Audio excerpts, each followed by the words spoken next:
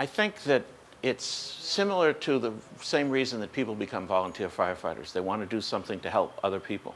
The uniqueness of the Coast Guard is that their primary function, as opposed to the other military services, is that it's to rescue people, to save lives, to save property, where the other military services' primary responsibility is the defense of the country.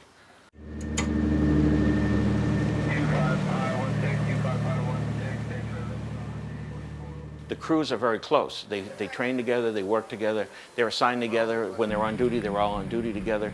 They care about each other. There's a camaraderie that you see there. There's a mutual protection of their own lives as well as their ability to rescue other people. So they become very close.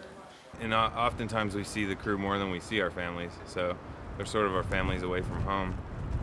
We've all been through intense situations together, had a lot of good times, played a lot of sports, played a lot of basketball, football, and watched each other get qualified in all our positions. So we definitely know each other maybe more than some friends that we've known for years and years and years. It's a lot of time together. Yeah, we're definitely a tight group. I mean, you can, we spend, 15, 20 days out of the month with each other. We run all these cases and, sometimes life-threatening conditions.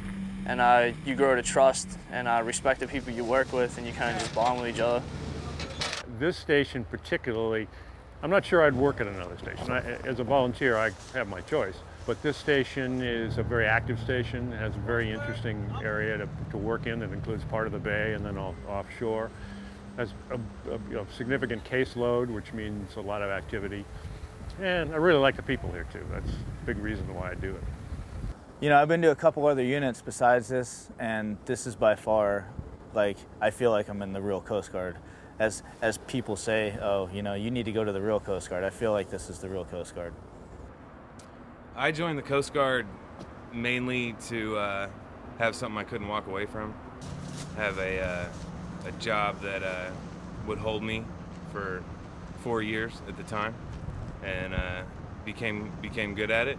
I've gotten to see the world. I've gotten to go to the North Pole, South Pole, all over, and now here at Golden Gate, I'm able to run search and rescue with the best of them. A couple years, I lived on a boat in Ventura Harbor, and I always used to see all the Coast Guard guys driving by on their boats, and just kind of thought that looked pretty interesting. I was born and raised in a boating community. Parents always had boats. Worked at a marina when I was younger.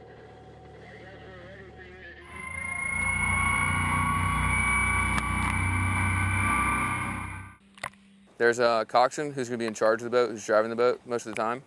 There's crewmen, and crewmen are handling lines, rigging up fenders, qualified first aid, basic first aid, and there's engineer, who's obviously going to be in charge of the engines, all the steering equipment, and all the mechanical issues on board. Boatswain's mate, they're in charge of driving the boat, instructing the crew. Depending on your rank, it really depends on your job. As an E5, I'm required to be a coxswain in charge of the entire vessel. And the coxswain is always directing everything, but it's also good for him to know that he's got an experienced crew who knows how to do everything, and he can say it, but he expects it to already be done. And we train for it so much, that's usually the way it goes.